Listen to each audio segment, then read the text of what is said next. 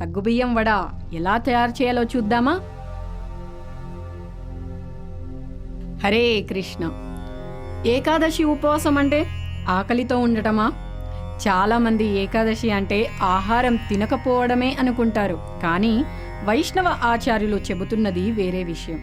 ఉపవాసం అనే పదంలో ఉప అంటే దగ్గరగా, వాస అంటే నివసించడం అని అర్థం. అంటే ఉపవాసం అంటే కేవలం తినకుండా ఉండడమే కాదు, భగవంతునికి మరింత దగ్గరగా గడపడం. ఆకలి తగ్గించడం లక్ష్యం కాదు, కృష్ణ స్మరణ పెంచడం లక్ష్యం. మరి ధాన్యాలు ఎందుకు తినకూడదు?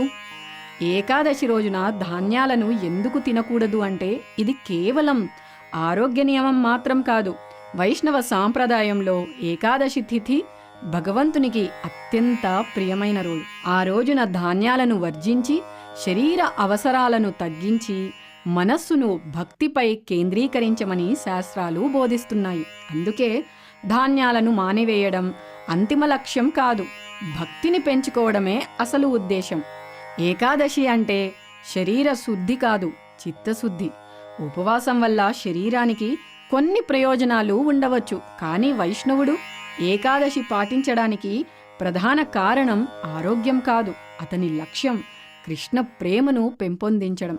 శరీర ప్రయోజనం ఒక చిన్న ఫలం మాత్రమే, అసలు ఫలం భక్తి. మరి ఎందుకు ఎక్కువ జపం చేయాలి? ఏకాదశి రోజున ఎక్కువ జపం చేయండి అని ఎందుకు చెబుతారు? ఎందుకంటే శరీర అవసరాలకు కేటాయించే సమయాన్ని తగ్గించి ఆ సమయాన్ని కృష్ణ సేవకు అర్పించడమే ఏకాదశి సూత్రం. అందుకే ఏకాదశి రోజు తక్కువ భోజనం ఎక్కువ భజనం అనే భావనను ఆచార్యులు బోధించారు. మరి ఏకాదశి ఎవరి కోసం? ఏకాదశి అనేది కేవలం సన్యాసులు లేదా ఆలయంలో ఉండేవారి కోసం కాదు. గృహస్థుడు, విద్యార్థి, ఉద్యోగి ఎవరికైనా తమ శక్తికి తగిన విధంగా కృష్ణస్మరణను పెంచుకోవడానికి వచ్చిన ప్రత్యేక అవకాశం. అందుకే దీనిని హరివాసరా అంటారు. భగవంతునికి అంకితమైన రోజు అని పిలుస్తారు.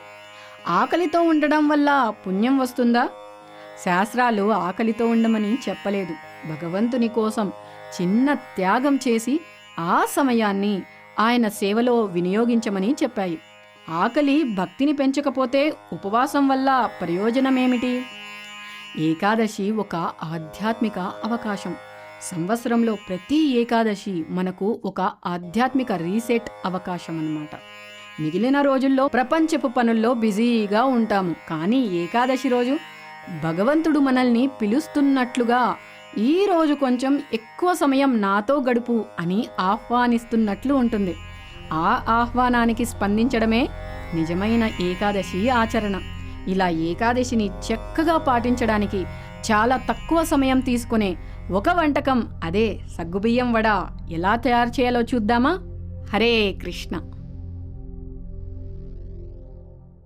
సగ్గుబియ్యం వడ తయారు చేసుకోవడానికి కావలసిన పదార్థాలు: ముందుగా నానబెట్టుకున్న సగ్గుబియ్యం, బంగాళదుంపలు, కొద్దిగా కొత్తిమీర, 4 నుంచి 5 పచ్చిమిర్చి, కొద్దిగా అల్లం, వేరుశెనగ గింజలు, కొంచెం సైంధవ లవణం. చట్నీ కోసం కొద్దిగా కొత్తిమీర, పుదీనా, నిమ్మకాయ, తర్వాత 2 పచ్చిమిర్చి, కొంచెం సైంధవ లవణం. ఇప్పుడు బంగాళదుంపలను కుక్కర్లో వేసి 2 విజిల్లు వచ్చేంత వరకు ఉడికించుకుందాము. ఇప్పుడు కడాయిలో వేరుశెనగ గింజలను వేసుకొని సన్నమంటపై బాగా వేయించుకోవాలి. తర్వాత పొట్టును తీసుకోవాలి. వేరుశెనగ గింజలను జార్లో వేసుకొని కొంచెం బరకగా గ్రైండ్ చేసుకోవాలి.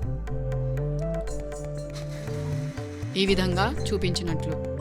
తర్వాత కొత్తిమీరను సన్నగా కట్ చేసుకోవాలి. అల్లంను కూడా తురిమి పెట్టుకోవాలి. పచ్చిమిర్చిని కూడా కట్ చేసుకోవాలి. ఇప్పుడు బంగాళదుంపలు ఉడికిపోయాయి కదా, దానిపైన ఉన్న పొట్టును తీసి తురుముకోవాలి బాగా మెత్తగా.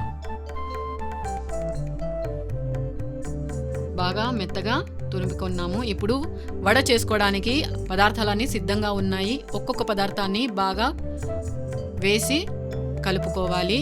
బాగా ఈ మిశ్రమాన్ని ఎంత బాగా కలుపుకుంటే అంత బాగా మనకు వడ అనేది తయారవుతుంది.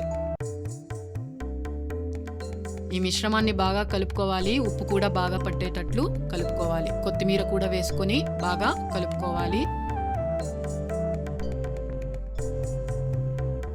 ఇప్పుడు కడాయిలో వేరుశనగ నూనెను వేసుకొని వేడి చేసుకోవాలి. నూనె వేడి అయ్యేంత వరకు ఈ మిశ్రమాన్ని వడలాగా తయారు చేసుకొని పక్కన పెట్టుకుందాము. భక్తులందరూ కలిసి భగవంతుని కోసం నైవేద్యం తయారు చేసి భగవంతునికి అర్పిస్తే భగవంతుడు కూడా చాలా ఇష్టపడతాడు. ఇక్కడ మేము అలానే చేస్తున్నాము. సగ్గుబియ్యం వడ మిశ్రమాన్ని కొద్దిగా తీసుకుని చేతిపైన పెట్టుకుని వడలాగా తయారు చేసుకుని సిద్ధంగా పెట్టుకోవాలి.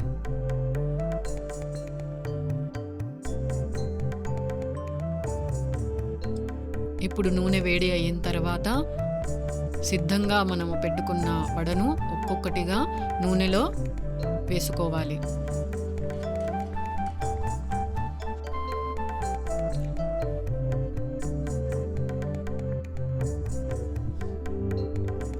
తర్వాత మెల్లగా వడను బాగా వేయించిన తర్వాత ఒక పాత్రలో టిష్యూ పేపర్లను వేసి వడను ఆ పాత్రలో వేసుకోవాలి. ఒక బౌల్లో వేసుకొని ఈ విధంగా వడని తయారు చేసుకొని పెట్టుకోవాలి. భగవంతుని కోసం ప్రత్యేకంగా ఉంచిన పాత్రలో వడలను అమర్చి వడలపైన తులసి ఆకులను ఉంచాలి. ఆ రోజు ఏకాదశి కాబట్టి ముందుగానే మనము తులసి ఆకులను కోసి పెట్టుకోవాలి. భగవంతునికి సమర్పించిన నైవేద్యంను ఇప్పుడు మిగతా వడల్లో మనము కలుపుకుంటే అది ప్రసాదంగా మారుతుంది. హరి